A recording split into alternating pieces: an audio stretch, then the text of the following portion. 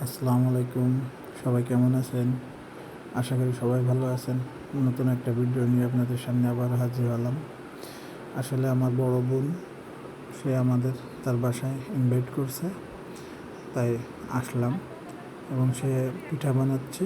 এই যে দেখেন, তাল বড়া বলে এটারে। তাল দিয়ে, আটা দিয়ে, চিনি দিয়ে, লবণ দিয়ে অনেক সুন্দর করে মিক্সচার করতে হবে প্রথমে।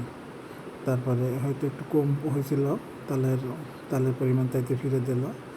দেখেন মিক্সচার করে করছে আমার বোন, বড় বোন। এখন কড়াইতে দেবে, হয়ে গেছে মিক্সার করা প্রায়। দেখেন সে কত সুন্দর কায়দা মিক্সার করছে।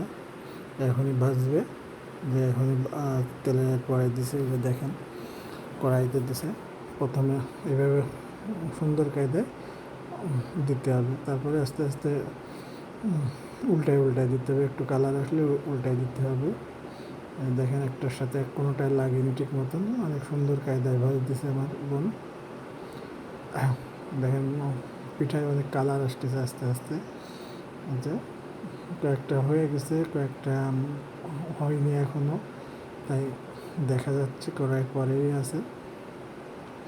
আসলে যারা এখনও পারেন না বা বাসায় করেন, সবাই আস্তে আস্তে দেখে, যদি না বোঝেন তাহলে বুঝে এভাবে উল্টায় উল্টায় দিতে হবে। যে কখনো করেন না ট্রাই করবেন, আশা করি সবাই পারেন। তারপরও যে পারেন না, এইভাবে মিক্সার করে এভাবে উল্টে উল্টে দিতে হবে। কোনোটার সাথে কোনোটাই লাগলো না, লাগলেও সমস্যা নাই। দেখেন কালার হয়ে যাচ্ছে প্রায়, প্রায় হয়ে গেছে প্রায়।